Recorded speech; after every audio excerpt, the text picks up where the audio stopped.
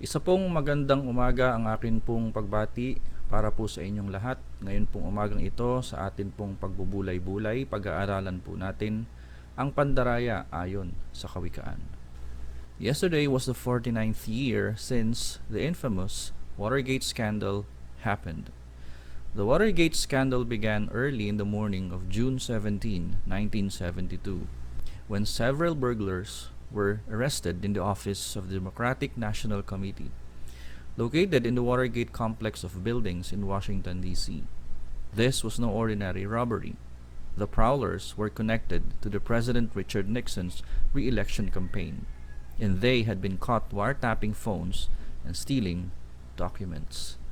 Ito po ang isa sa mga scandals ng Amerika na siyang nagbago ng politika, most especially election controversies. At ito po ang naging dahilan kung bakit bumagsak ang presidency ni Richard Nixon.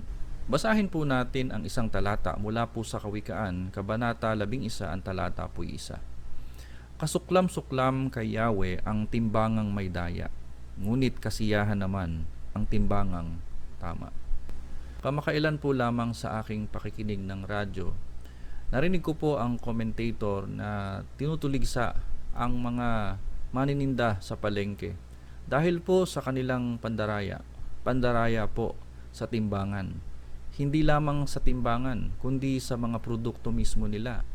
Pipiliin ng mga mamimili ang isang partikular na produkto, halimbawa po ay ang karne, na mukhang sariwa, pero kapag ibabalot na po ito, ay papalitan nila ng iba pong karne.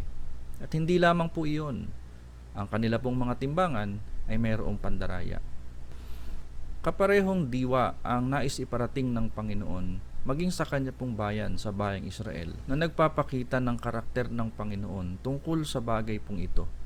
Mababasa po natin sa Leviticus chapter 19 verse 35, "Huwag kayong mandaraya sa pagsukat, pagtitimbang o pagbilang ng anuman. Ang inyong timbangan, kiluhan, sukatan ng harina at sukatan ng langis ay kailangang walang daya." Bagaman ang mga talata pong ito'y tumutukoy sa literal na mga timbangan, hindi lamang po sa timbangan nagpapahayag ng pandaraya ang mga tao. Katulad na lamang ng akin pong binasa kanina tungkol sa buhay ni President Nixon, ito po'y hayag na pandaraya. Saan ba madalas nakikita o nangyayari ang pandaraya? Marami pong mga lugar kung saan tayo maaaring mandaya o ang mga tao ay maaaring mandaya, ngunit ako po'y magme-mention lamang ng mga ilan. Sa pamilihan, sa bahay, trabaho, eskwelahan, sa laro, simbahan, gobyerno. Bagaman hindi lamang dito nangyayari ang dayaan, subalit madalas nating nakikita, nababalitaan ang pandaraya sa mga institutions or sa mga lugar na ito. Bakit nga ba nandaraya ang tao? Una, dahil po sa kasakiman. Gusto nating magkamal ng mas maraming salapi o maraming mga properties, at dahil hindi natin kayang lumaban ng patas, ay ginagamit natin ang ating isip at ang ating utak upang makalamang sa ibang mga tao. Ang iba po naman ay naghahangad ng kapangyarihan at ginagamit nila ang kanilang lakas at impluwensya para makapanlamang sa iba, para magkaroon sila ng mas malakas na kapangyarihan. Pangatlo, nais po nilang maapakan o malamangan ang iba pong mga tao dahil sa gusto nilang umangat sa buhay nila at maapakan ang ibang mga tao. Gagamitin nila ang lahat ng kanilang magagawa para lamang makapandaya at maabot ang kanila pong mga naisin. Pang-apat ay para sa mas komportableng buhay. Marami pong mga tao ang nagnanais ng mas maayos at komportableng buhay. Yun nga lang, ang iba ay hindi sa paraang patas at pantay, kundi ito po'y kanilang ginagawa sa mapandayang paraan. Panglimang dahilan kung bakit nandadaya ang tao ay dahil sa kanilang ego. Somewhat connected sa pagiging sakim. Pero pag sinabi nating ego, ito'y mas focus sa sarili natin. Gusto nating mas maitaas ang ating sarili. At panghuli ay inggit. Dahil sa naiinggit tayo sa iba, gumagawa tayo ng mapandayang paraan upang tayo'y magkaroon din ng mga bagay na tinataglay nila.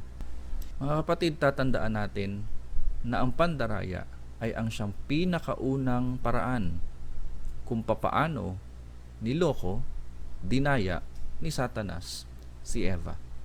Pinagmukha niyang maayos, pinagmukha niyang maganda ang prutas na ipinagbabawal ng Diyos.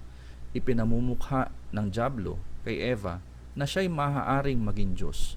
And in fact, dinify ng dyablo ang mga salita ng Diyos. At ang lahat pong ito'y ginawa niya sa mapandayang paraan. And we know what happened in history. Eve ate the forbidden fruit and the rest is history. Ang sabi ng talata na atin pong binasa kanina, kasuklam-suklam sa Panginoon ang mapandayang timbangan. Ito'y nakakadiri. To the point na ayaw mo siyang hawakan, ayaw mo siyang tingnan. Nakaisip na ba kayo o nakaalala ng isang bagay na nakakadiring tingnan? Na ni ayaw nating tingnan, ni ayaw nating maamoy, ni ayaw nating hawakan. Ganyan tinitingnan mga kapatid ng Panginoon ang pandaraya. At sa atin pong pagtatapos, paano ba natin maiiwasan ang pandaraya? Una, tandang ito ang unang paraan ni Satanas upang mapasunod si Eva. Number 2, mamuhay ng ayon sa patas na pamumuhay. Magtrabaho ng patas. Huwag mandaraya sa trabaho. Pumasok ng on time, mag-report ng tama, at ibuhos ang pagod, ang effort sa atin pong mga trabaho. Number 3, ibigay ang tamang serbisyo sa kliyente. Kung 1 kilo, ibigay ang 1 kilo. Kung sariwa, ibigay ang sariwa. Sa ating mga trabaho, sa ating mga kliyente, magbigay ng kalidad na trabaho. Hindi topsy-turvy. Ibigay ang buong serbisyo na deserve ng atin pong mga kliyente. At pang-apat, tandaan natin na hindi natutulog ang Diyos, may pagpapalo sa mga nandadaya. Darating ang panahon, sisingilin tayo ng Panginoon. Ibibigay natin ang sulit ang lahat ng mga pandaraya na atin pong ginawa. At kung tayo po ay nakakomit ng ganito pong mga bagay, i-confess natin sa Panginoon. Ihingi natin ng tawad sa Diyos sapagkat ang bagay pong ito ay mali. Maraming salamat po mga kapatid sa inyo pong pagsubaybay sa atin pong devotion ngayong umaga. Samahan niyo po ako sa panalangin. Amang Banal, maraming salamat po sa pagkakataong ito na kami napaalahanan ninyo mula sa kawikaan na ang pandaraya ay hindi bagay na magandang gawin ng tao, lalong-lalo na ng mananampalataya. Pagpalain niyo po't ingatan ang mga nakapakinig sa devotion na ito. Ingatan niyo sila sa kanilang mga hanap buhay at isa puso ang mga natutunan sa araw na ito. Ang lahat na ito'y amin pong dalangin sa pangalan ni Jesus. Amen. Pagpalain po ng Diyos ang inyo pong araw. Maraming salamat po.